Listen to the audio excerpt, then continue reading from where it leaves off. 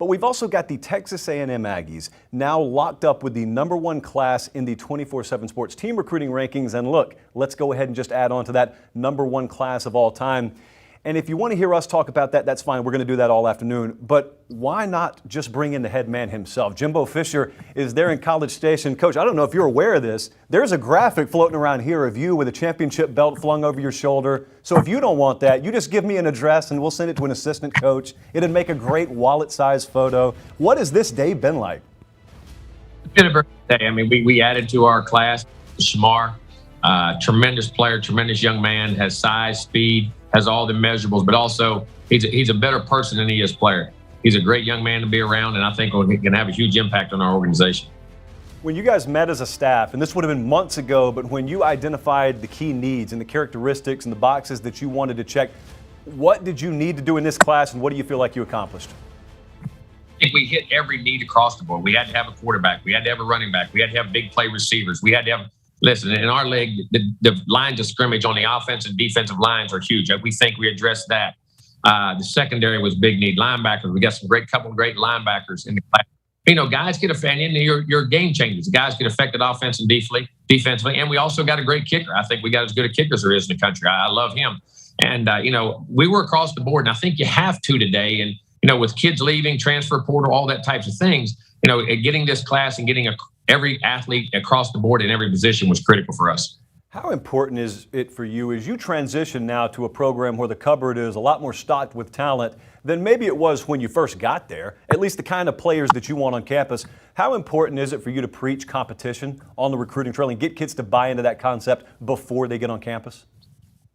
If you don't need to come here.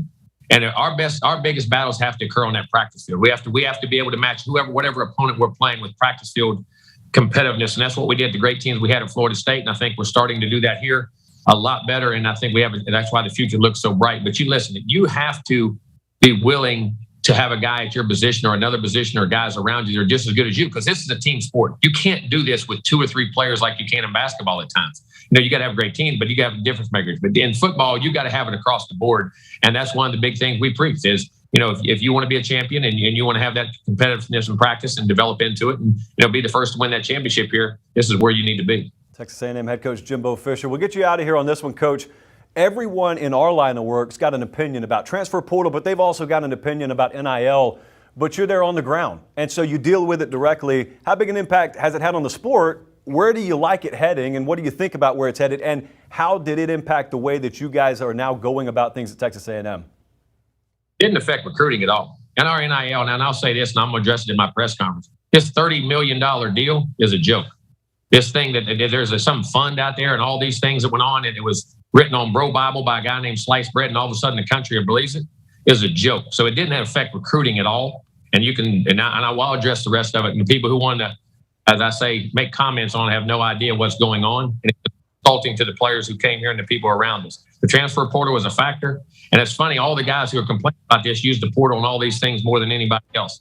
All the coaches in our league are griping across the country. It's amazing what goes on. But it is a factor. I think it affects high school kids. I think the portal is affecting junior college kids, and I think it's affecting high school kids, the guys that are signed, because guys are taking others, guys that are in college and things. But listen, rules are there. I don't know where it's going to go. We're in the first year of it. It's going to be interesting where things go. But obviously it's here to stay. Look, what's the biggest misconception there to you, and how do you personally feel about where it is right now? In what regards? Please explain. So a lot of people, as you said, say a lot of different things about NIL, what is true, what isn't true, and there's a lot of perception out there, but yet you're there on the other side of the curtain, and so you can address it directly, and you have all of the inside knowledge of it. What is the biggest misconception out there relative to what actually is going on? Funds or all these things that people were talking about, and the high school kids for sure. Players in your team, they do get those things. We were one of the lower ones. If I remember right, it was Nick who brought up his quarterback got $1 million deal. And that was great. Ohio State put out an article that they had the highest NIL deals of anybody in the country, which is legal. It's all legal. It's fine. But that had nothing to do with this class or anything else in which it went on. This was hard work by our staff. And I think it's insulting to the kids who come here that you insinuate that. And people insinuate that things were taken off a message board. Bro Bible by a guy named Sliced Bread, whoever the heck that is, who has no clue about what goes on. But NIL is here to stay in college football. It's going to be a factor in college football. There is no doubt in the future going forward. And so in the transfer portal. So it's here to stay. But those reports and the things that people say are very irresponsible. And then people need to figure out the truth before they do it.